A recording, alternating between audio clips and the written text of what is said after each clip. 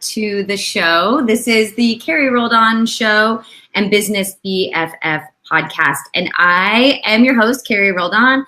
I am a wife, a mother, a runner, a best-selling author, a personal growth junkie, and your total business BFF. And I am so excited for today's topic.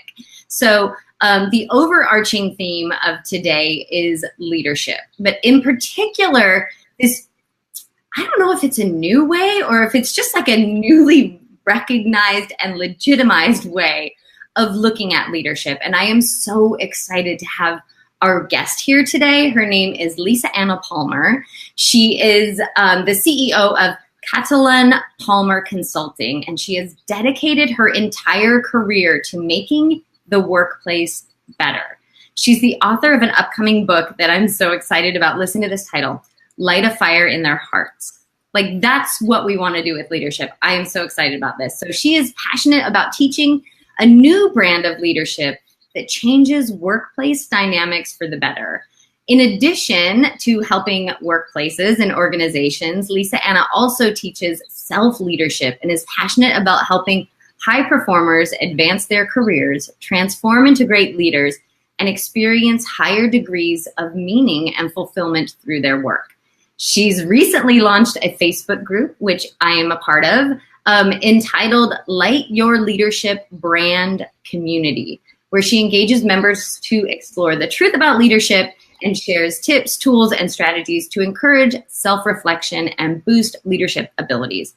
I am so excited to have Lisa here today, not just because she's an expert at what we're about to talk about, but because she's a long-lost friend. Like, we were in a group together a while back, and we've watched each other's careers and businesses blossom from afar for the past few years. And it's just so great to see her face to face again. So Lisa, I have brought your beautiful face on the screen. Say hello. Hello, everyone. Thank you so much, Carrie. It's such a pleasure to be here and reconnect with you this way. Yeah, you're so welcome. I have always loved you. I've loved being a part of your energy.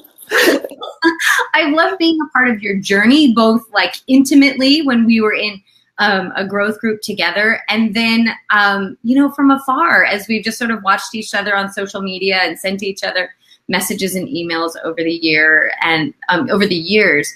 And, before I even get into our topic today, I'm known as the business BFF, and these relationships, right, these kind of business besties relationships, that's what I think entrepreneurship is all about, or maybe what is so necessary in entrepreneurship. Absolutely. Yeah, just having people who have your back. I'm so grateful that you're one of them. Oh, thank you. And I'm grateful to have connected with you too all those years ago.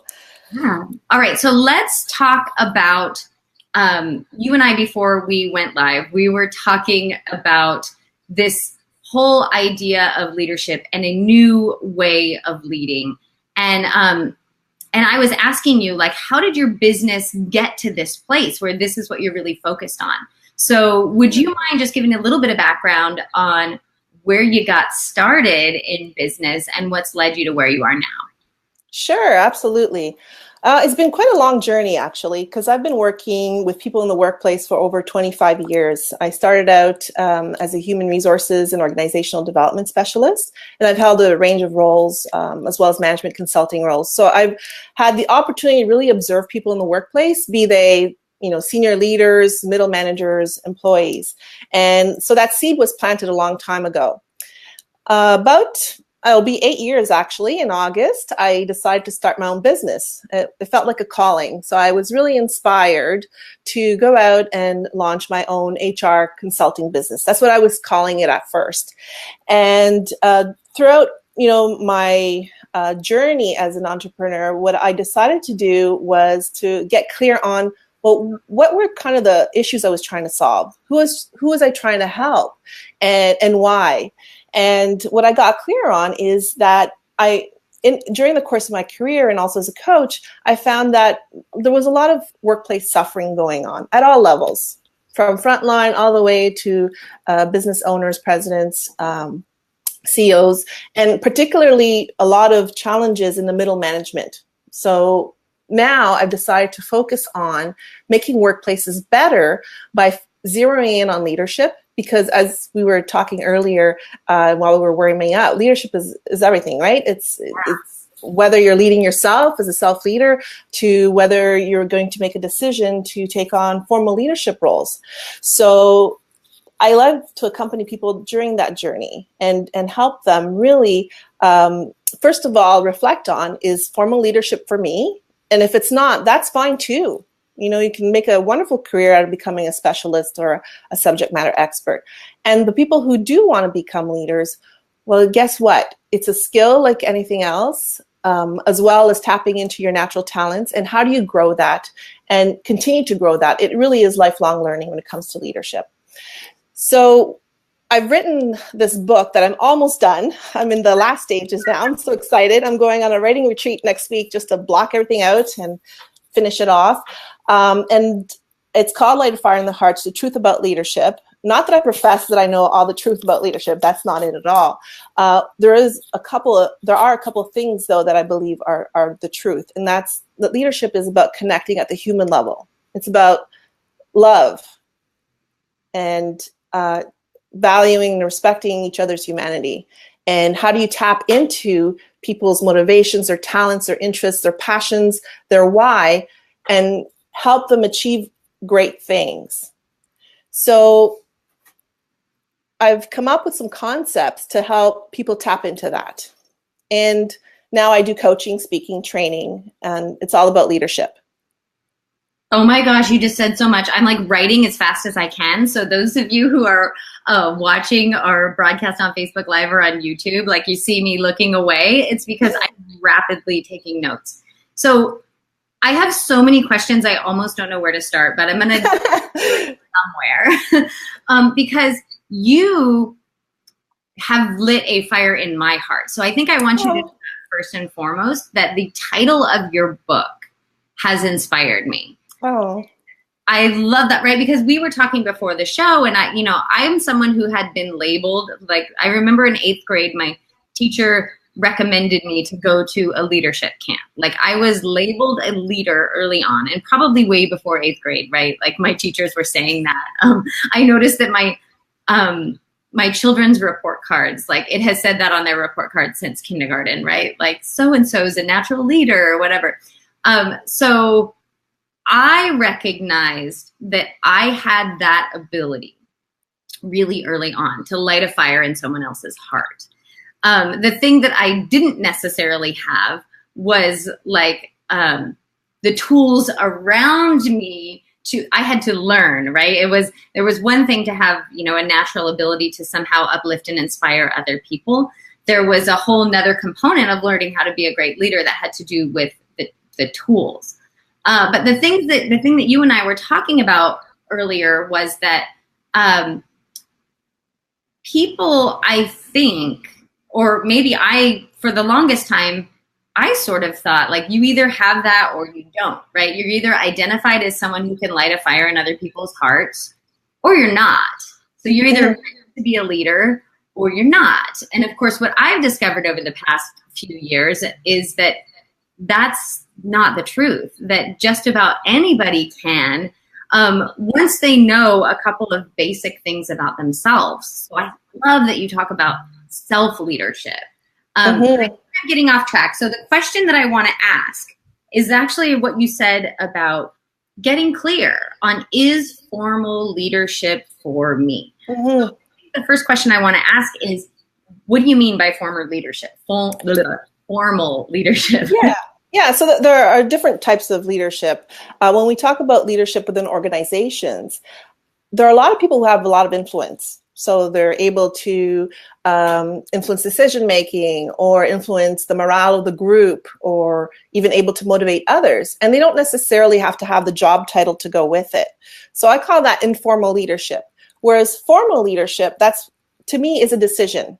It's a decision that a person needs to make on whether or not they're going to be in charge of a group, be it a small team of people or perhaps an entire organization.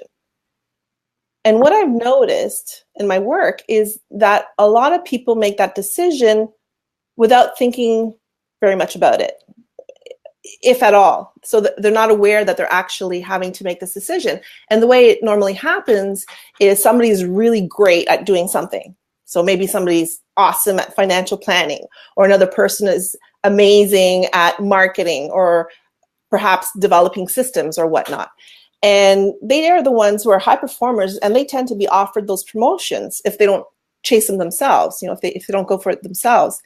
And so because of the way the system is set up in these organizations, is that people take on those roles without thinking or stopping to ask themselves, is this really for me? Am I making these decisions based on the right things? Is it just because I feel like it's my normal next step in my career? Or do I want that corner office? Or it feels good to be called a certain, manager, director, VP? Or is it because I have this calling that I really want to grow people and I want to help them achieve great things?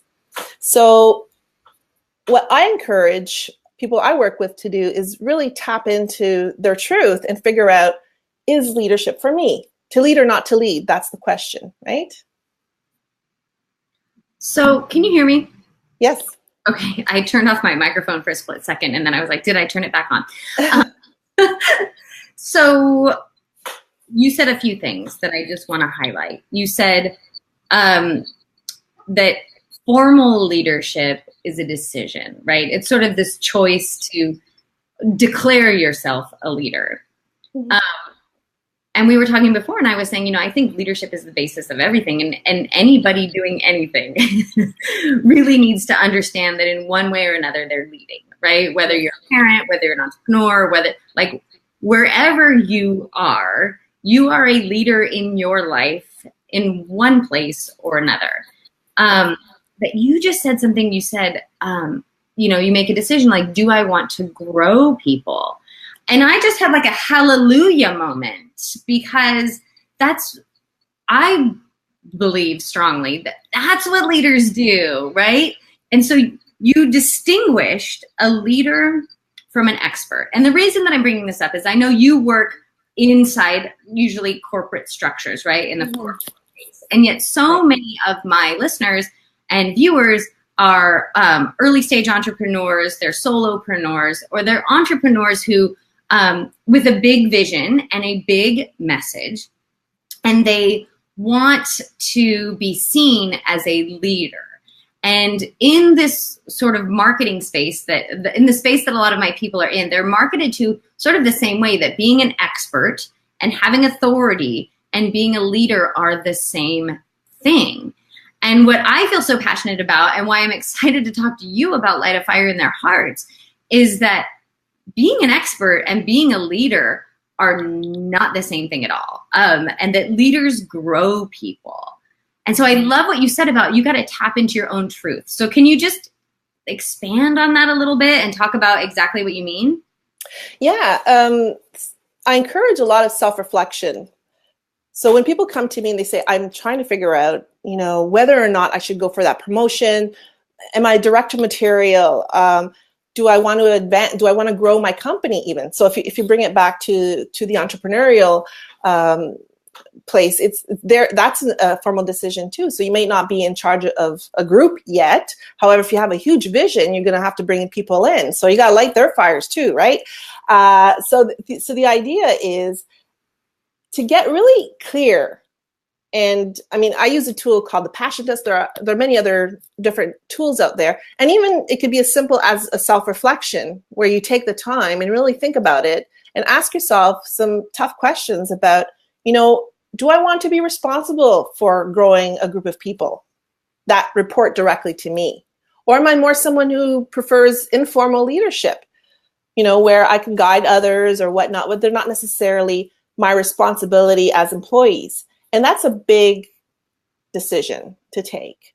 And I mean, it doesn't mean that it doesn't shift during somebody's career. They can shift out of it. What the message is that if you decide to take on that responsibility of guiding others in a formal role as their formal leader, that you have a really important role and you're going to have a huge impact on their life. You're going to have not only an impact on their life, but the life of their families, the community, etc., based on the way you're going to treat them at work. I just had the hugest aha. So I love it when this happens live. But just in my own personal business, what I just recognized is that where I currently am in my current stage of development, and I think it will take more than like having a moment to think about it on live video, but is that, oh my goodness, I just recognized something that I am so comfortable in growing people and leading people in a formal setting. That setting being a mastermind or a group coaching program, or like back in the day, I was a cross country and track coach, right? Where I recognized my job is to grow these humans, right? Not to help them be great runners, that'll happen, but to grow these people. So I'm so comfortable if people gathered with me with the intention of becoming more than them, of becoming more of themselves, or becoming better at what they do, or figuring out what's at the core of their being, right? Like, I feel so comfortable leading in that space. Mm-hmm. But what you just said about like formal leadership in terms of growing my business or in a more corporate setting, I recognize like I'm not in a place right now where I want to have a team of people dependent on me and to lead them and lead the corporate vision like behind my company. That I'm very comfortable right now having a few people who I outsource to, right? But like I'm not super comfortable right at this moment in deciding I want to lead what I would say my team of employees. Mm-hmm. So thank you for that. Like that's such a weight off my shoulders. It's such a actually it's off my chest. It's such a like releasing of the shoulds of the way that one ought to grow their business, and recognizing like this is where I am right now, and that feels incredible. Thank you for that. Oh, you're very welcome. You're welcome. And that's so important, right? To get that clarity, because like you said, lots of shoulds and what should I do? And a lot of times leadership decisions are based on other people's expectations. A lot of times I encounter people who've taken on leadership roles because they felt like they were pressured to by their senior management, you know, because they're so good at what they do, management wants them to rise through the ranks. And so I say, wonderful that you're being recognized in this way. However, take a pause first. Please think about it. Is it for you? And if it's for you, great. This is what you need to do. And if it's not for you, then, you know, start communicating that what it is that you really want in your workplace. And there's no right or wrong. It's all great, provided it lines up with the person's truth. I'm loving this so much. Just the fact that you said, provided it lines up with the person's truth. Mm-hmm. And I think that's the thing that as a society, we're not looking at. Like as humans, so many of us sort of gloss over that whole process of getting to our own truth, right? The core of who we are and what we stand for and what we do with this one life.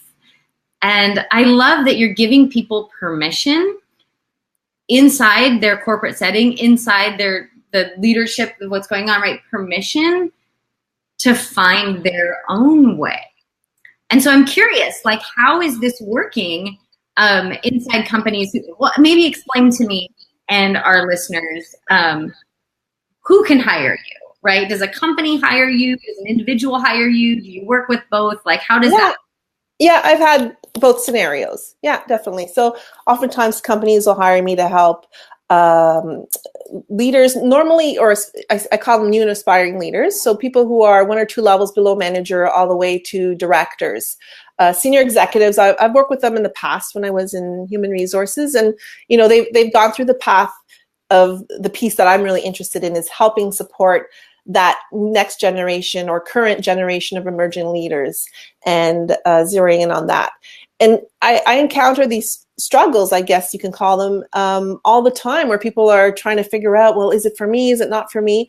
And some of the things I've discovered is, number one, there's a lot of stuff they don't teach you in school. They don't teach you in workshops, unless, of course, you know, you got people like me now coming out and saying, this is really the truth about leadership. It's about the human element.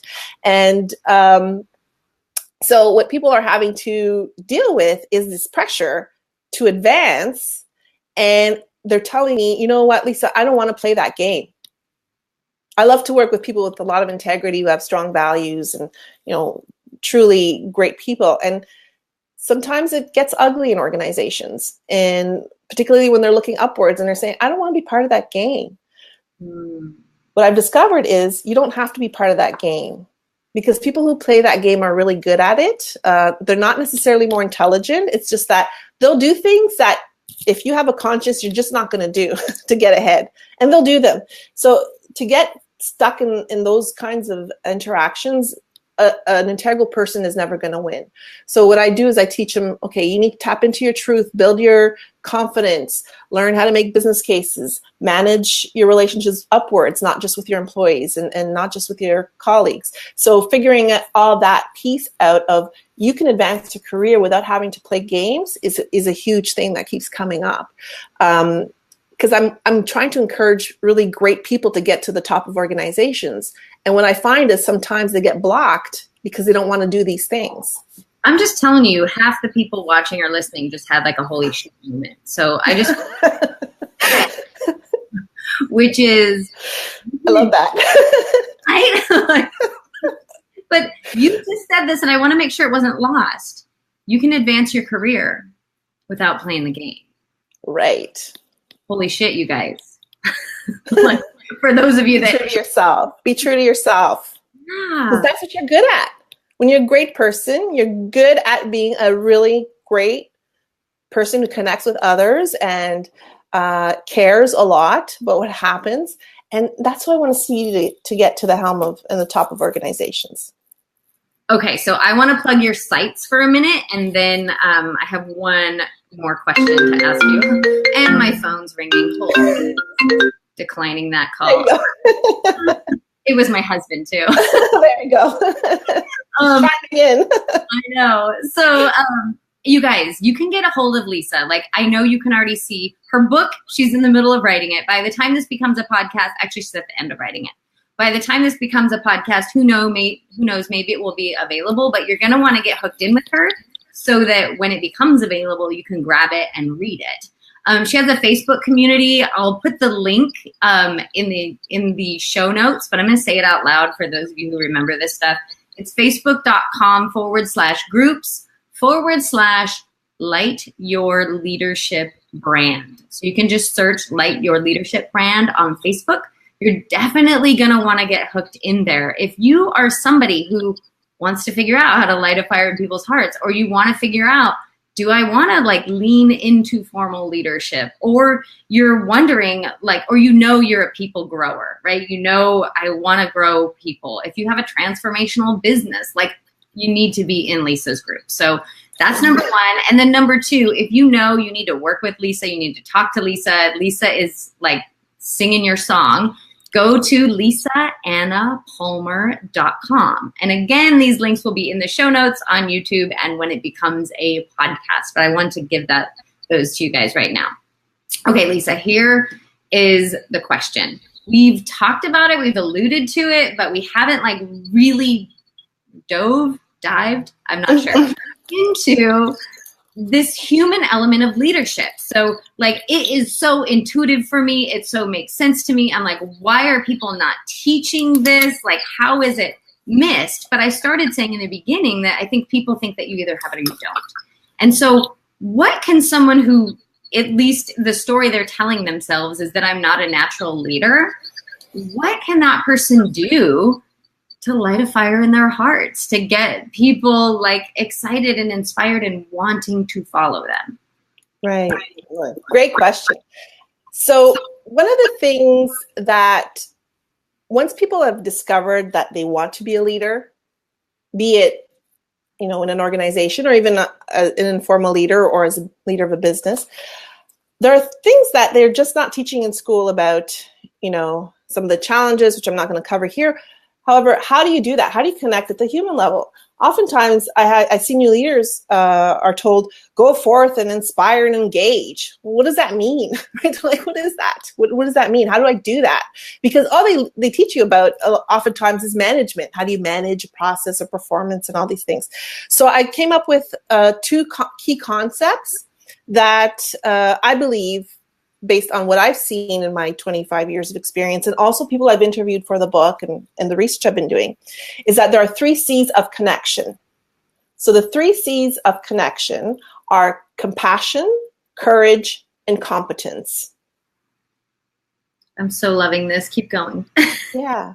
So the compassion to be able to step into another person's shoes, see them as human beings, first of all. And that's one of the biggest complaints I hear at focus groups with employees, because I do work with employees too, is, my boss doesn't see me as a person, or they don't really care about me, or they don't even say hello in the morning. So having that compassion to understand that you're dealing with human beings and that they come with all their experience and all their baggage and all the things that they're going through, and they're bringing themselves to work. So have compassion and work with your employees from that perspective. Courage.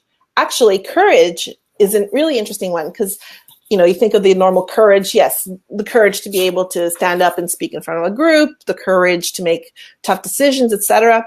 One of the things I found is that lack of courage actually leads to big workloads for teams, because the manager or the director is not able to push back and say, you know what, this timeline's not reasonable.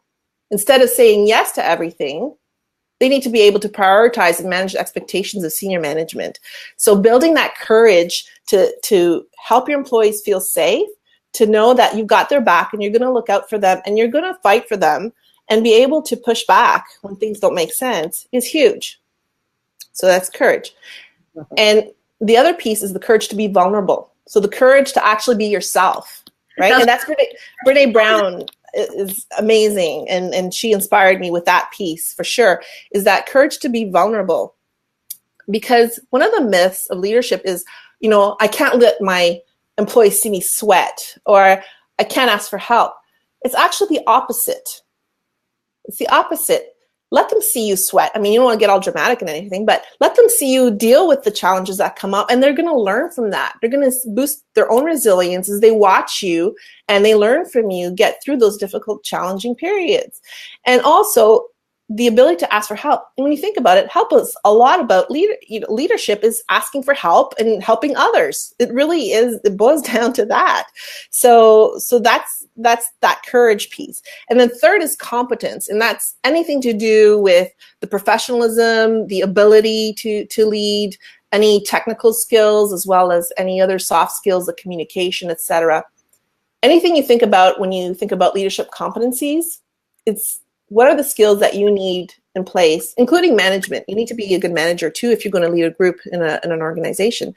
What are the skills that you need to be able to guide your group, inspire your group? What one person I interviewed, I love what he said, was that he felt the day he felt he inspired his team was when he brought them to watch him make a presentation in front of senior management. And he just nailed it. And everybody was like so super stoked about it and inspired by that. So I thought it was beautiful. So those are the 3 C's of connection. And then I have the 8 P's of ignition. So to ignite engagement, because ultimately that's what you want to do as a leader. When you light the fire in their hearts, is what you're doing. You're igniting their engagement. Is the first one is profundity, which is what we talked about at length today, is helping you get in touch with that truth. Because profundity means great depth of insight and knowledge. And you need that great insight about yourself first. And because leadership is inside out. Then the other ones, I'll just list them out because a lot of them are intuitive, are passion. Yes. Purpose. Yes. Perseverance. Okay. Professionalism. Duh. Play. Remember to have fun at work. Fun is fuel. Oh, right? Love it. Creates positive energy. Sometimes I go into workplaces and I'm like, is this the place that fun forgot? You got to have some fun. And then 7 is philanthropy. Ooh. So get people at work thinking about important causes. And when you're doing team building, why not do it about an important cause? You're helping them tap into that compassionate muscle, right? And then so they'll bring that into the workplace and be compassionate with each other. And the 8th one is prosperity. So that's the outcome of all those beautiful things that you're going to put in place and working with people and able to light their fire in their hearts. And then everyone benefits from that. Oh, Lisa Anna Palmer. So good. So good. So I'm going to repeat these back to you and give you my take on them, just so everybody watching, listening, I don't know how else you would, experiencing us, really let those sink in. That Lisa's 3 C's are compassion, connect at the heart level, right? And that naturally actually leads to vulnerability. Like, you can't connect at the heart level unless you're willing to be a little bit vulnerable, and that means being courageous. And I love what you said about courage also mean being willing to, stand up to upper management or whomever needs standing up to say, hey, that's going to be too much for my team, or that's an unrealistic expectation, or like standing up for yourself instead of being a people pleaser, right? Just because you're in a leadership role doesn't mean it inherently means you can't be a yes man or a yes woman, right? And, so I love that courage is those 2 things, right? It's vulnerability, and actually to say no for a lot of people means being vulnerable. Like, so having to say no, or to say that's unreasonable, I think, yes. Okay. And then your third one is competence. And I love that you talked about the competencies of being leadership competencies, and not, because we've had this conversation on this show in other ways, that so many people are actually promoted to their level of incompetence, that they're very competent at their professional skill set, but they don't have leadership competencies, and that it's okay to not have those, that's part of the 3 C's is learning them. So I love that you included that. And I'm sure working with you or in your book, you go into depth about what those are. And then your 8 P's of ignition. Remember, the whole point of leadership or this conversation is how to ignite a fire in their hearts. Because honestly, if you can do that, and in order to do that, you have to be compassionate. You have to have courage, and you have to have at least some amount of leadership competency. But if you can do that, right, you already are. People will follow you. They will have so much grace for you as you fumble your way through becoming a great leader. And so the 8 P's are profundity, which means basically knowing your truth, right? Getting clear about that. Having passion, having purpose, having persistence. We hear these a lot, but let's not gloss over them. Like, they're super important. Passion, purpose, persistence. Without those, you're not living in your truth without those, or vice versa. They support living in your truth. Professionalism, and what that really means. Like, that could be a whole other conversation on what does that really mean? Because I have a strong feeling that what a lot of people think is professional is actually just hiding.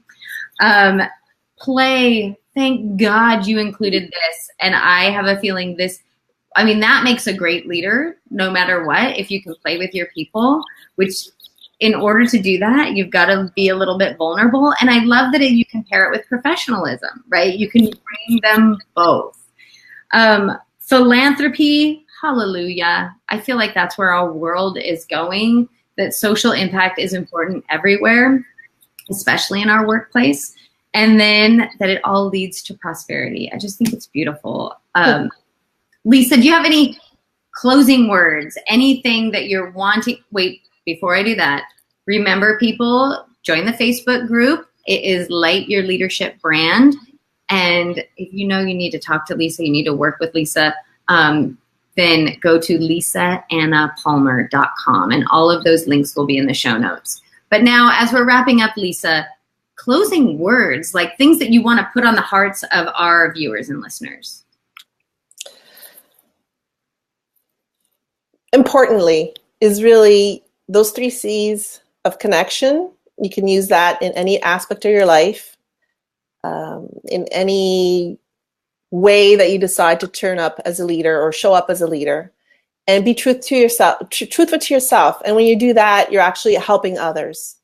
And one thing that I would like to leave with you is also remember yourself. Self-care is super important, because a lot of leaders I work with put that on the side. So make sure that your glass is always full so that it overflows and you can help others.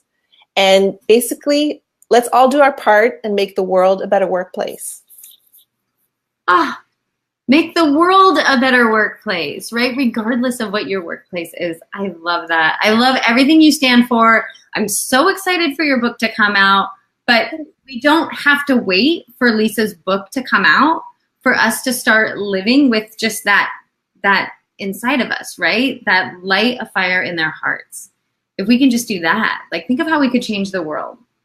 I just love that. I love it so much. Lisa Anna Palmer, thank you so much for being on the show today. You were a pleasure. You were full of information. I hope that everybody who's listening, whose fire was ignited, gets in touch with you, because I know you on a soul level. You are my sister friend, and yeah, you are the real deal. I'm just so grateful that you took the time to be with us today. And thank you so much, Carrie. I so appreciate it. You're doing wonderful work. Thanks. All right, you guys, thanks so much for watching, and we'll see you on the next episode of The Carrie Roldan Show.